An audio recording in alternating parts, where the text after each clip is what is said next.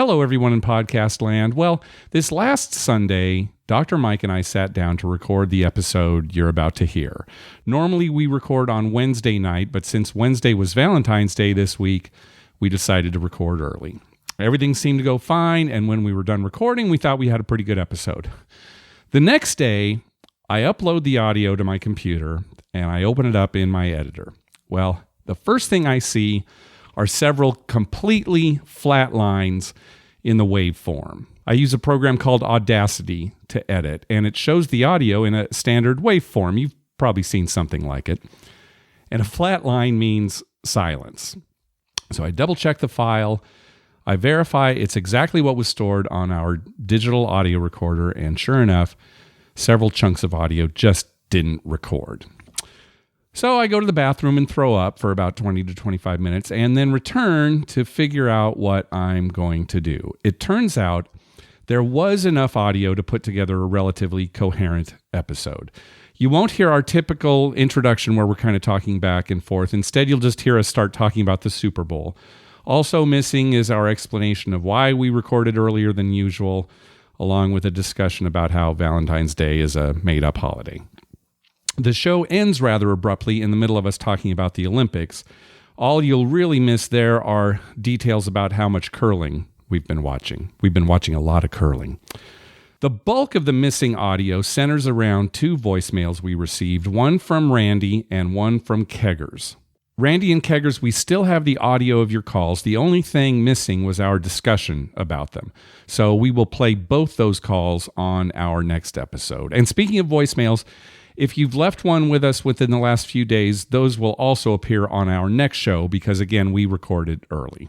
I still don't know exactly what happened. Everything sounded fine through our headphones.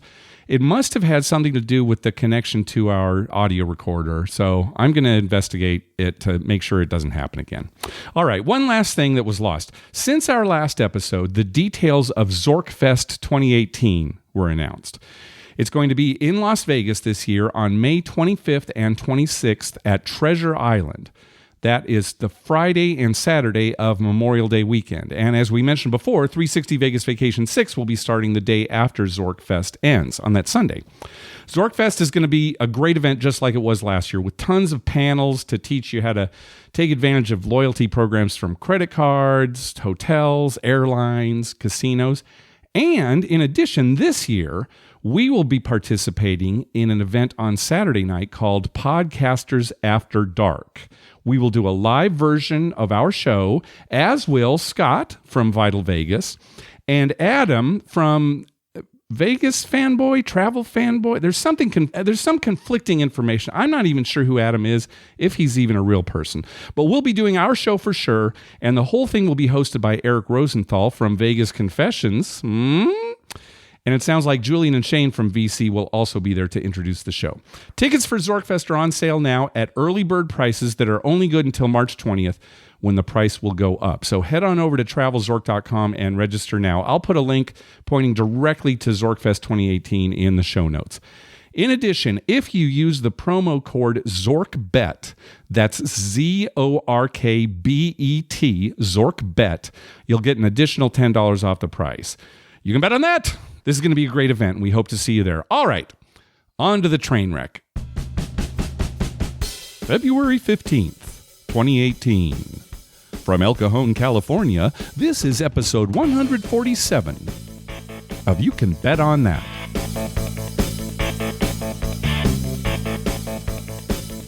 Hey, happy birthday. We posted a picture of the cake that your daughters made. Yeah, maybe a craps cake. Yeah, and it had a hard 8 on it. Right. So I think everyone's just assuming it was your 44th birthday. Is that correct? Yeah, that's correct. Good. 44. 44. Forever. Boy, I'll tell you, it's been a rough 44 years looking at your face. Yeah, I can't even win a hard way anymore on my birthday. I'll tell right? you, that's I mean, true. 55's passed. I don't know what else I can do. Your hard ways are done. Yeah. Once you get to boxcars, then it's like they're no more bets to make. Right. All my bets are off. And it's coming up close too.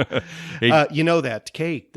So there was $100 chips on there. Those were York peppermint patties. Oh, they were. I thought maybe they were Oreos or something. No, they were York peppermint patties. Oh, nice. I'll tell you, eat about 5 of those in one bite. That's a lot of mint. It's a lot of mint. Is it? It's gagging type mint. You know, it's like where you can't breathe. You're like, I got too much mint. And then the actual dice were Rice Krispie treats. Oh, how were those? Those were excellent. Yeah. I mean, big, huge, thick Rice Krispie treats. I mean, you know, just so big you can't even comprehend. You can't get that in your mouth. Yeah. Right. Yeah.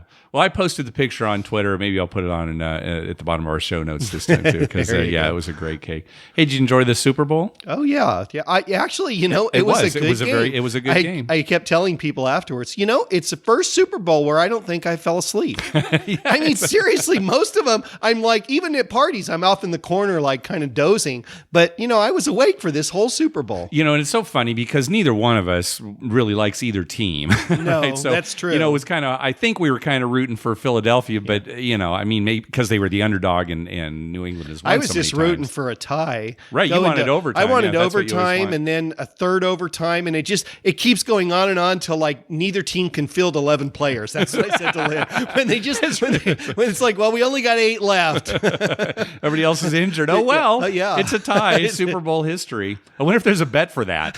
Yeah, I'm sure there is. I'll give you 100-1. Yeah. Really. That's right. Well, talk about how terrible our predictions are. And maybe I'll put the blame on myself. I said not only would New England win, but that it would be a rout. Yeah. Well, I kind of agreed with you. I mean, I thought for sure they'd win, and a rout wasn't out of the realm of possibilities. Yeah. You know, I thought Philadelphia would have like a little bit of letdown because they were underdogs in all the playoffs. And they get there, and I'm thinking, well, they're just happy they got there, and New England will rout them, and Tom Brady will get his Super Bowl. Yeah. Well, that New England's going to come back, and it kind of looked like that, right? Well, the thing is, the whole game, every time Philadelphia had a lead right off the bat, every time New England scored, I would turn to my wife and say, oh, here they go. Here it goes. They're going to get the ball back and score again, and then they're ahead and they win. But Philadelphia came right back. I know. Now, New England did have one lead at one point, and I thought, okay, this is where the tide turns. But no, Philadelphia kept coming back. Yeah. And hey, we want to thank everybody who made bets for us on the Super Bowl. Yes, definitely. I think most people made the bets based on our predictions, which is probably not wise on their part. So we want to thank everybody. I don't think any of them won, but we really do appreciate it. So thank you. Well, and it makes it fun. That's the thing for us. We got a kick out of, you know, it's always nice to have something to root for. Yeah, exactly. And I texted you too, and I even tweeted about this. You know, the halftime score was 22-12, right? Which is the first time in NFL history, not just the Super Bowl, that a halftime score has been 22-12. Right. And anybody who had that square 2-2 for it's that 100 square super, it's I got 2-2. Yeah. Well, great. I guess I won't even watch the game. Right. It's normally a horrible square, and they won. I mean, I don't even know how 2-2 wins. I mean, how they get 22. Yeah. But my sister actually, did I tell you that? She won her office pool with 2-2. Oh, she did? No, you didn't tell me that. Yeah, she had like 2 or 3 squares, and one of them was 2-2. Oh, good. So she ended up winning money on that. Good. So don't ever give up. No matter how bad your square seems, you may have a shot. Okay, that's not true. If you get 2-2 next year, forget it. Yeah, it's never going to happen again. Yeah, that's true. All right, let's talk total rewards again. There is an offer going on right now. It's similar to the one that they had last year called Quest for Rewards. And it is an offer that you have to opt into. You earn badges, what they call badges, when you play slots and or table games at different Caesars properties. You can earn a maximum of 2 badges at each property, one for slots and one for table games. Oh, nice. And video poker counts as slots. So basic, you should say they say slots, but it's really machines. So, and the more badges you earn, the more free things you get, like additional tier credits, and you get entered into these drawings that they have. And so, it's just another one of those benefits. But the key is you really have to go to different properties, right, to earn a lot of these badges, because the most you can earn at any single property is 2. Which is nice if you're in Vegas, because you can go to a bunch of different properties. And hit them That's all. No problem. But like for us, here in San Diego, we got 1 to go to. Yeah, so we both have 2 badges right now. Yeah, right. Exactly. Yours will probably increase when you go to Indiana next time. I'm not sure how, I should have written this down, but I'm not sure how long the offer goes for. But yeah, I was wondering that too, because then I'm going to go to Vegas beginning of April. Well, I should have had this ready in the show notes, but I'll post a link to the website where you can opt in, and that has all the details on it too. We actually it was your brother who reminded us of this. We knew about the offer, but we hadn't mentioned it on the show yet. And he said, "Oh, you need to mention this." He's been racking up a ton of badges. He travels a lot, so he's been there. He just got back from Atlantis. Yeah, the other day, like 2 days ago. We need to get him on the show sometime. I don't know whether a phone call or Skype or something, because he travels so much and goes to so many other wherever casinos. he goes to a lot of casinos. Well, now he recently went to Harrah's Cherokee. Correct. And he was just raving about it. He thought that was the best casino he's ever been to. Wow. Yeah. In regards to everything. He liked the food was great, he said. The casino layout was great. There was tons of gambling, gaming. The rooms were great. He had nothing bad to say about that And he place. sent us some pictures, too. It looked beautiful. Yeah, the pictures look great. It's in the Smoky Mountains. Now, he was there. It's wintertime, obviously, so there wasn't as much other activities to do because it's winter. But if you go in the summer, there's tons of stuff to do. I mean, Dollywood is right there, and there's national parks, amusement parks. It sounds great. Yeah. I know he's so busy, but you talk to him and see if there's a time maybe when he can, Skype in or call in or come by. Actually, if he's actually probably down this some way, week and he could come maybe by. if we're recording on a weekend, he could do that. Yeah, we'll have to get him on because. Well, he's been to so many places, not just within the United States, but he travels internationally. Yeah, he's been to a lot of places. Asia and everywhere. Yeah. All right, we'll have to get him on. Well, there's not going to be a summit this year. Hunter Hillegas, first of all, just some background here. Every October, going back to, I want to say 2008, but about 10 years ago, there's been this event that has happened in Vegas. It started off as the Vegas Podcast-a-Palooza, where some Vegas-themed podcasts got together and did their show live. And then that evolved into VIMF, the Vegas Internet Mafia Family Picnic.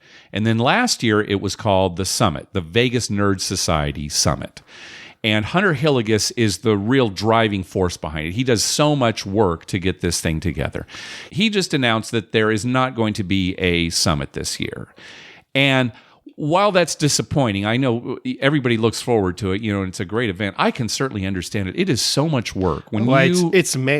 Mark and I would not even remotely consider doing something like that. No. It is a ton of work. It really is. And before Hunter and Chuck Monster both worked on it. Last year it was, I don't want to say just Hunter, because there were a lot of people involved also, right? And Tim and Michelle and Miss Nomer. I mean, there were a lot of people behind the scenes. But Hunter does the bulk of the work, I would guess. Right. And I can understand it because, when he's there, I know he's enjoying himself, but he's not having the same experience that everybody else is having, right? He's worried about a lot of stuff. Right. He's worried about logistics and, is this working, that kind of thing. So I can certainly understand wanting to just kind of take a step back and take a break. Right. And Tim and Michelle, they talk about it on the latest episode of 5 Honey by Midnight. So go listen to that if you haven't already listened to that too. And I'll put a link to his announcement in the show notes too. But no summit. But that doesn't mean there are no Vegas and gambling related events coming up this year. Right. There are plenty of other, and people can create their own. That's right. Together, right? Well, that's kind of what Ocean's 14 XL has done. It's a group of people that have just kind of gotten together and decided to do these events. They just got back from the Super Bowl. Sounds like it was a great time. Mm-hmm. But, we're going to Gamblepalooza in Connecticut, Foxwoods and Mohegan Sun, the weekend of April 20th. And also, don't forget Zorkfest and 360 Vegas Vacation. They're kind of overlapping the weekend of Memorial Day. So there are still events, that you can go to. And that's always a good weekend to be in Vegas. Yeah, Memorial Day. We've been there plenty of Memorial Days, and it's always a good weekend. Yep, so definitely looking forward to those.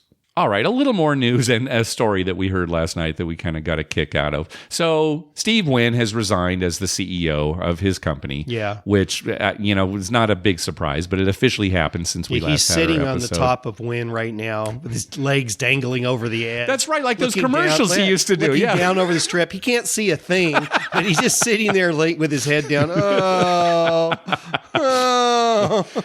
So that story continues. So everybody's kind of dumping on Wynn, and we want to do that a little bit more too, because we heard a story last night. Our buddy Andrew went out to the casino with us last night. And on the drive up, we were talking about Steve Wynn, and, at least how lately even before this scandal came out, we weren't really interested in going to his properties because he's not a good friend to gamblers. He doesn't give us a very good gamble based on the rules that he's right. taking. So Andrew told us a story that happened a couple of years ago where he was at Wynn and he was at a video poker bar. And he was playing video poker. Right. I don't know. It's probably terrible pay tables. I don't know what it was, but he was playing. And he asked for a drink. I don't remember what the drink was. Yeah, it was a mixed drink. Oh, it was some kind of mixed drink. It wasn't like a super expensive, no, top just a shelf regular drink. Just mixed a drink. drink. And so the bartender said, "Okay, that'll be $16." And he said, "Well, don't you comp video poker players?" And the bartender said, "No, we don't do that here." Yeah. Andrew said, "No, we're one of the few places that don't." And I wonder why the bartender said that. I mean, I wonder if that was really the policy or if for some reason the bartender was just snooty or something. Maybe, who knows? So Andrew said, "Okay, never mind a drink. Just give me a Pepsi." And so the bartender said, "Okay, that'll be $11." $11 for a Pepsi. And I asked Andrew, I said, "Now, what size was this Pepsi?" He said, "Just a regular glass, like a 12 the kind ounce, you get, at a bar. Glass. Yeah, it's probably like 8 ounces of ice, right?" And he's playing video poker. I mean, if you're not going to comp a soda, right? I mean, everybody comps soda. Yeah, I mean, most of the casinos have these soda bars where you get it free. That's right. But Wynn needs to charge $11 for a soda. All right. So this is the story that Andrew told us. So we're going to just dump on Wynn a little bit more with that story. Oh, my God. That is terrible. Yeah. I mean, the soda seriously cost maybe a penny. Oh, yeah. Right. Well, maybe a penny. I mean, we've worked in restaurants, right? We worked in restaurants. The syrup and it goes through the CO2 and everything. Right. Yeah. But the exact cost of a 12-ounce soda is somewhere around a penny. Yeah. And it's coming out of the gun. Yeah. It's not like he's opening up a can that they bought. No, it's a gun thing. There's a big tank in the back somewhere. Yeah. $11. Oh, my God. Well, to be fair, to be perfectly fair, I mean, he does pay his bartenders $800 an hour. Oh, is that true? I didn't know that. Yeah, they do well. Oh, that's good. Okay, so there's a lot of overhead. The good thing that came out of this whole story is that the employees at Wynn Properties are treated very well. Very well. Okay. Yeah, they're treated very well. They're touched a lot, but they're treated well.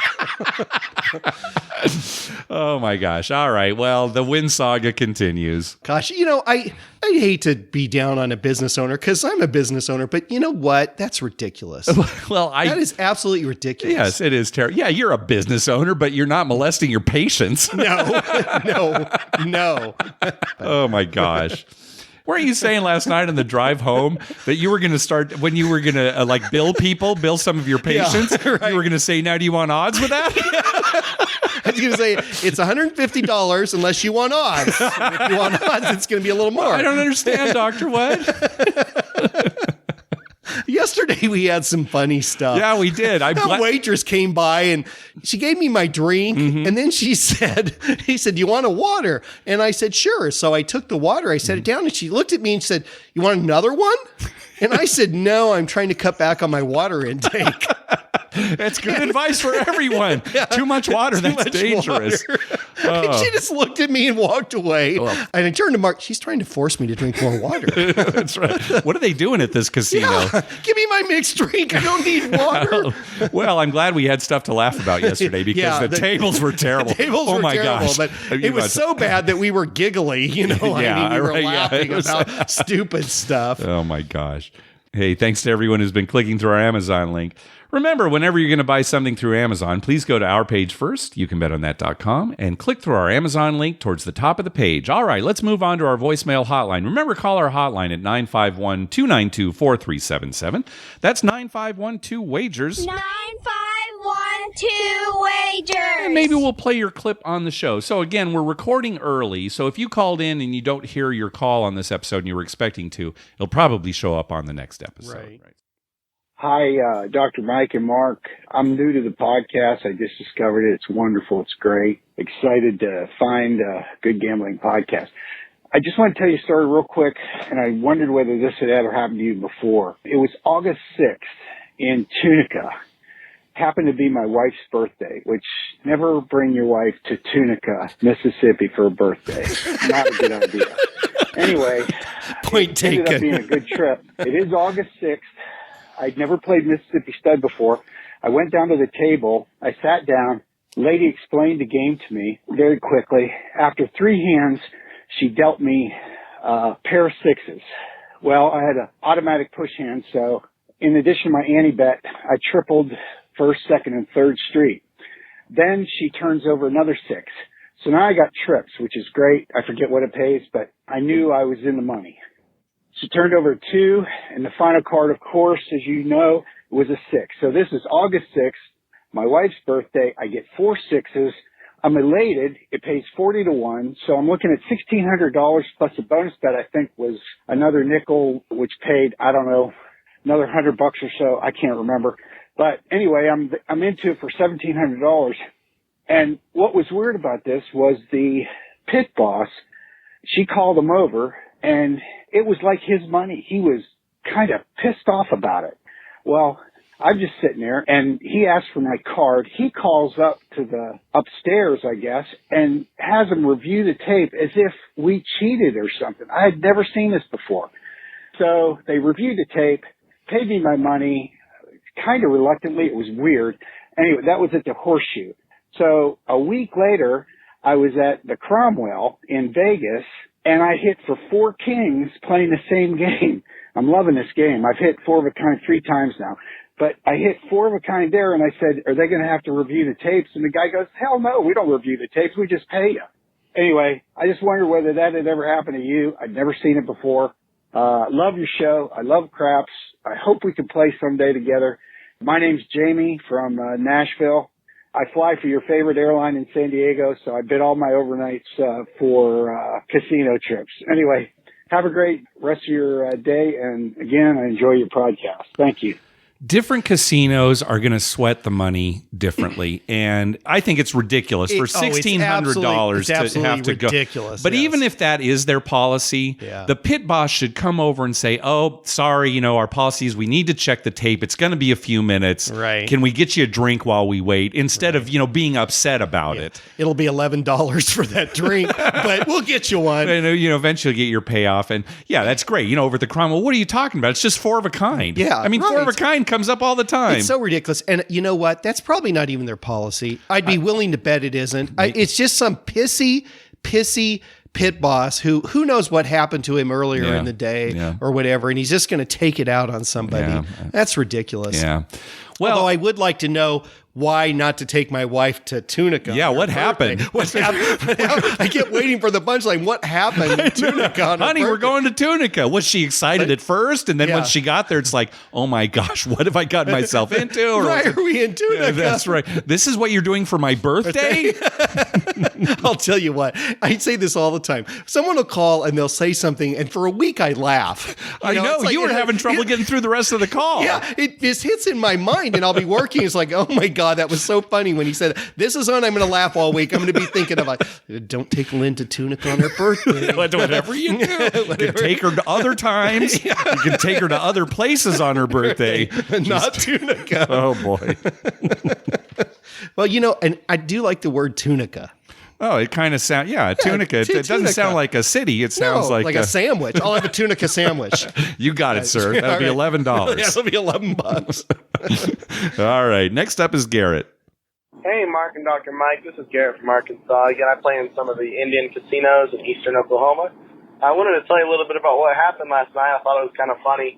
I took in $130 to the casino, and I said I'm going to reserve $100 for the poker room, and I'm going to spend $30 on slots or tables, whatever is, hitting the night. So I lost my $30 pretty quickly. I didn't want to spend a whole lot on slots or tables, but, Friday night, table minimums were $5, and I lost it pretty quickly. So I got to the poker room, wasn't really getting anything. I was just getting junk cards that I couldn't even bluff with, no equity in the pot, nothing. And so ended up losing my $100, made some good bets with good hands and got beat by 1 ounce, things like that. Ended up having no money in my wallet. On the way out, I was walking by a video poker machine, no cash in my wallet at all, and I had my Players Club card. And I thought, I wonder if I have any free play on slots on there. So I put it into a Jack's Better machine, and I didn't look up the payouts at all. I didn't look if it was a 9-credit payout for a flush or an 8-credit payout, or I didn't look at it at all. I'm not usually a video poker player. I don't play slots or any kind of machine like that usually. But I decided, I'll stick it in this machine and I'll see if I have any credits. Well, I had $4 or $5, so I put them into this machine, and it's $1.25 per roll. So I did a couple rolls, and on the third roll, I hit a straight flush for $90.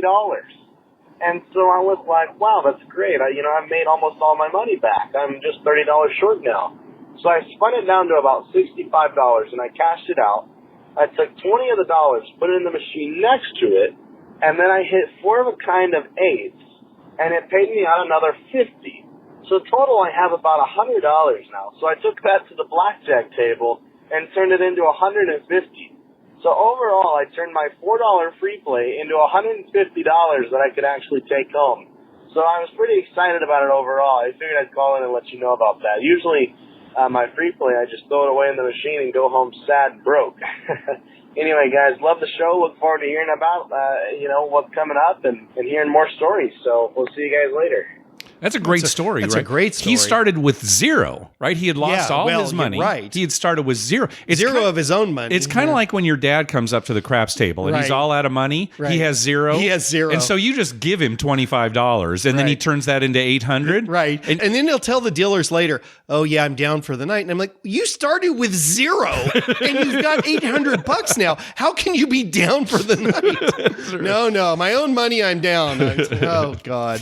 That's good advice, too. Always check for free play. You know, put your card into a machine. Right. You never know what might be there. Right. Whatever the property. Especially if it's a property you go to regularly, you might have some free play. And that has happened to us. Yes. Even, we need to take our own advice because there have been times where we haven't even considered, and then we've put our card in the machine just to check our tier credits or something like that. And then suddenly, $5 in free play. Okay. Yeah, that's happened. And remember a couple of weeks ago, I got an extra $100 free play. Yeah, that's right. I remember. And I don't know what you didn't get any kind of mailer about it or anything. I just happened to be putting my card in to play something else. And then it came up, you've got $100 of free play. And I'm like, what? I don't know where that came from. Yeah. So always check. Yeah. All right, let's hear a trip report from Daniel. Hey, Mark and Dr. Mike. This is Daniel from Cleveland, Ohio. Just with a little trip report. I was out in Vegas for what seemed to become an annual week before the Super Bowl trip. We stayed at the Cromwell, and it was fantastic. The service was great. Everyone was really nice. It was an awesome experience. Definitely highly recommended if you can get some comp rooms or some discounts on them to definitely take advantage of that. We went downtown, played some craps at Golden Nuggets, 3, 4, 5 times odds. The crew was fantastic. It's my first time really playing at a table versus one of those shoot-to-win craps machines, and they were awesome. Got some tips down for them, and they were super appreciative. Mentioned it even after I was leaving. It was awesome. Overall, was a great trip. Had a couple hand pays on a slot machine, and that's always a good thing. Beyond that, you guys have a great show. And just one thing, Steve Wynn, he has a really hard time holding on to his casinos, it seems. So I hope to, after this all settles down, I hope to meet you at Caesars Wynn or MGM Encore in the future. Keep up the great work, guys. Take care. Bye-bye. Wouldn't that be great if Caesars got one of the properties right. and MGM the other? Right? And so they have to divide it some way. They put in some big wall or doors or something with security. Right. Oh, you're going from Wynn to Encore? You're going to need to go outside and come back in. Yeah, we can't go through here. Hey, you know what's great about Daniel's story here that I liked is he actually told the dealers they did a good job. Yeah, that's great. Yeah. And people should do that because when they do a good job, whether you've tipped or not or whatever happens, it's nice to say, hey, thanks. It was great playing with you guys. Nice crew. And, I think seriously, people get a bigger joy out of that than even the tips. It could be, yeah. And I'm just glad. What I like about the story is that he had good experience with the cruise at Golden Nugget. Right. Which to me, I can't tell you how many times Mike, had some bad ones. We'll be downtown and you'll say, oh, let's go play at Nugget. And I'll say, really? I mean, it's 3, 4, 5 times odds. The cruise are, hit or miss. Yeah. So it is good to hear a positive report about that. It's good he gave him some props too. I like that. Yeah, that's good. All right, next call. Hi, I'm a first-time caller. I'm Mark from San Antonio, Texas, calling about the Wendover Fun Flights in Wendover, Nevada. I have to say, great deal, single deck blackjack that pays 3-2 across the entire town. It is just the best if you are a casual blackjack player. Craps is full 10 times odds, way better than the Strip. I wish I found out about this place much sooner. I really liked in your previous episodes when you said 6-ace in your face, and I couldn't wait to say that once getting here. However, though, I did make a point to only do that on the come-out rolls, as I didn't want anything bad to happen to me. Thank you for the show. If anyone's thinking about taking one of these, it is seriously some of the best gaming values I've ever seen.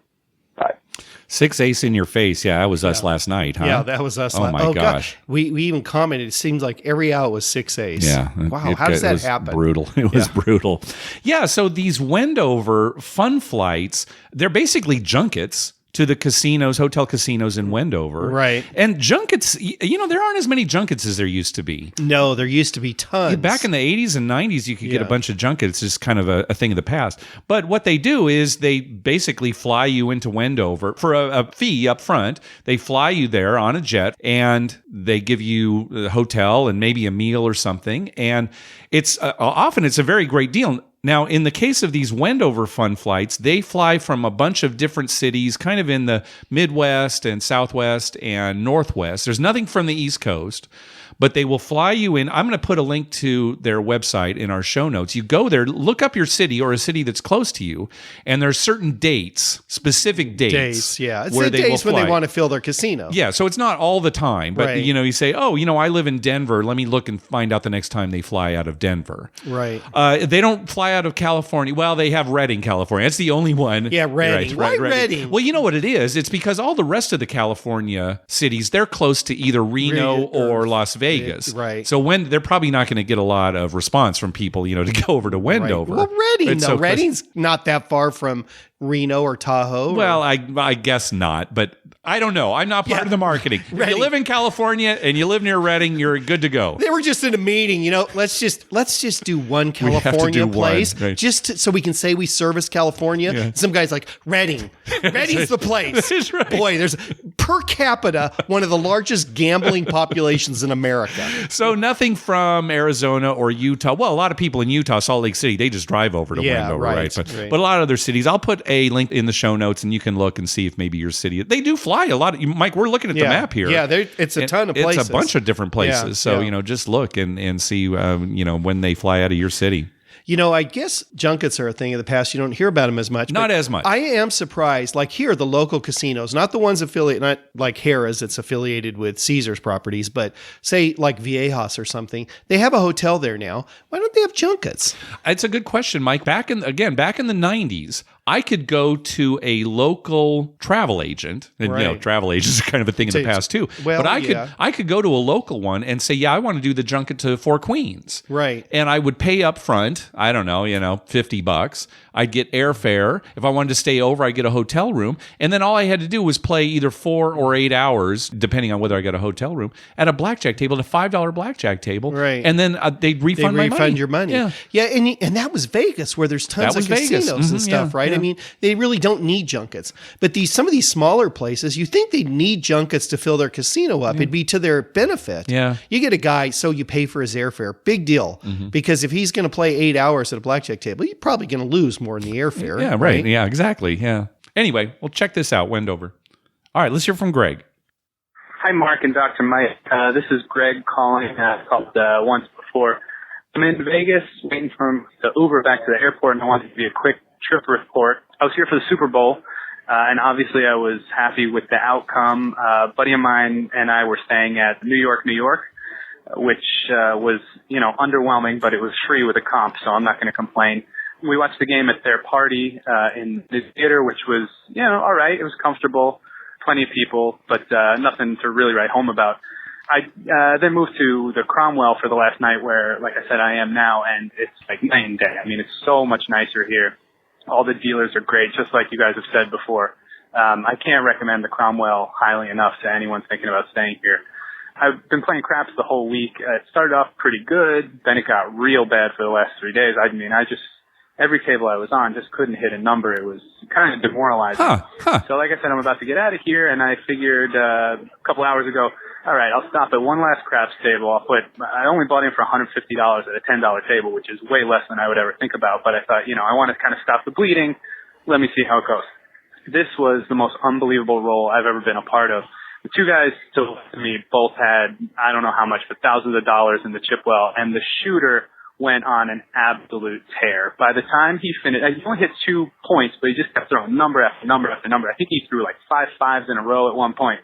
It was amazing. By the time he sevened out, everyone at my end of the table had at least $500 on every number, except for me. I didn't want to jinx anything given how my luck had been, and I was happy just taking the small win. So it was kind of funny. Every time he hit a number, everyone else was getting paid out thousands of dollars, and then they come to me and ask me $30 or whatever. But it was really cool. I have no idea how much those guys next to me cashed out for.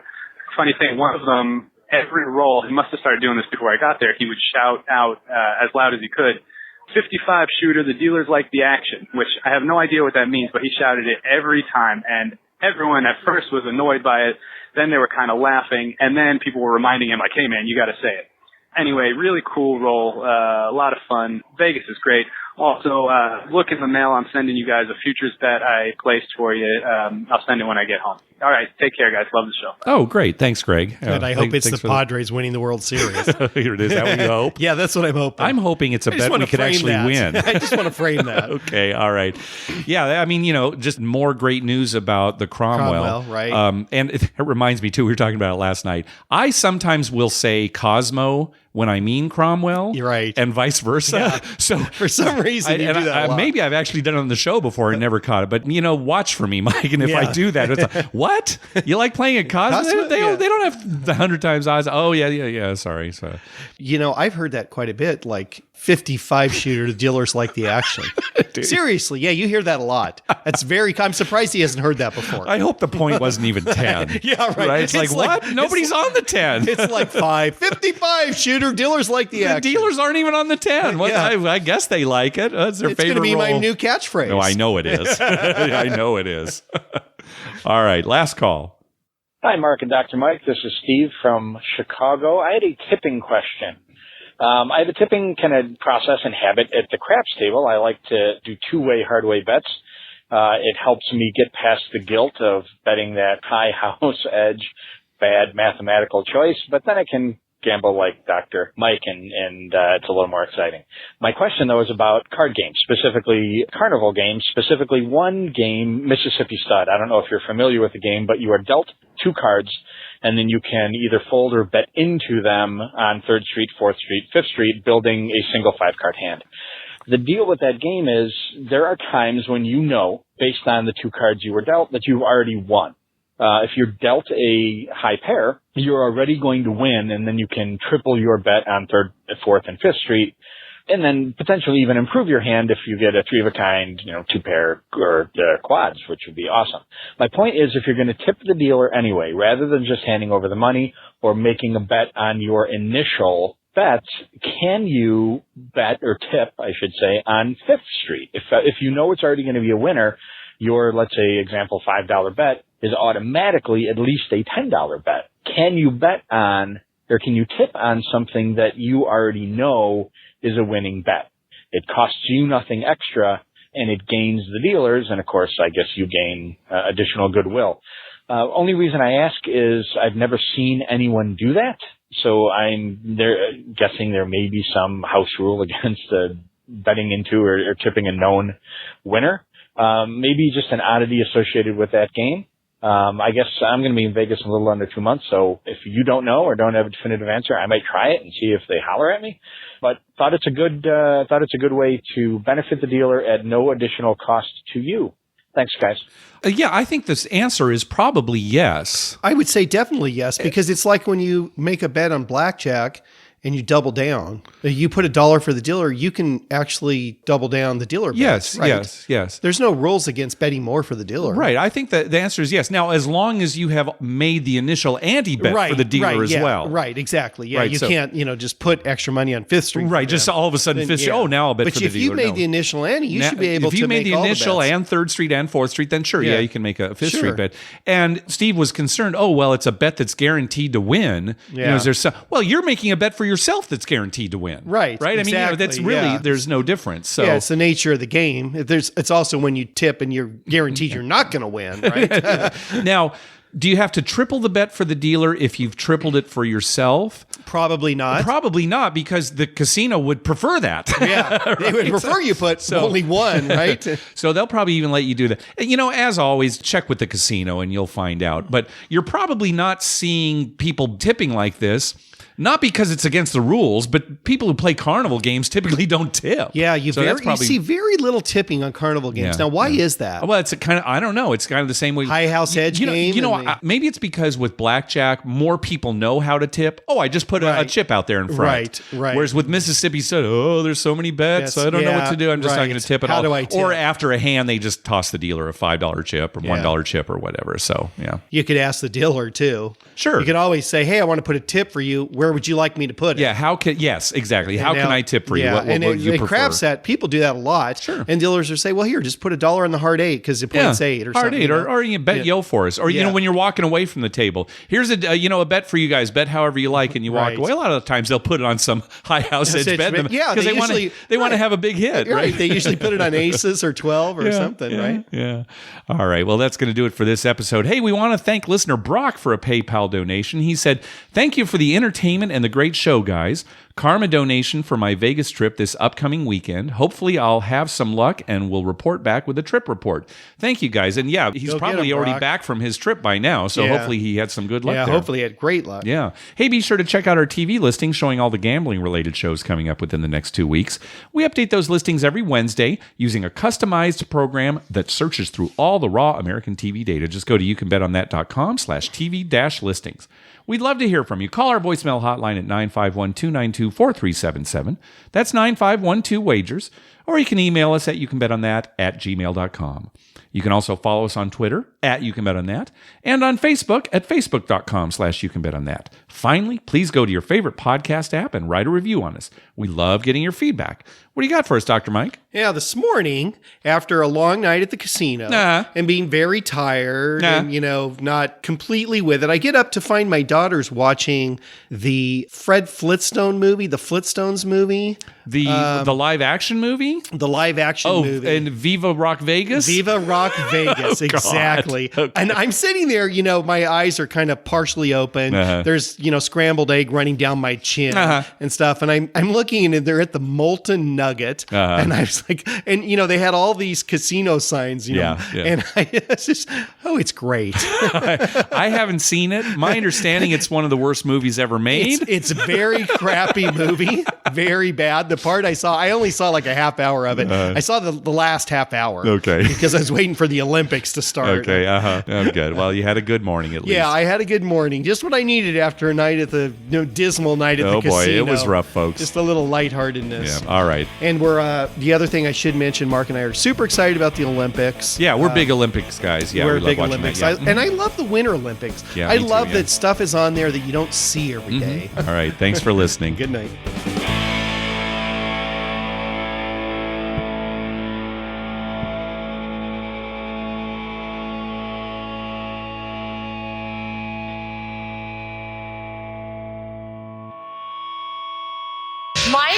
Mark, that was wonderful. I had no idea you were so talented. The audience is going to love you.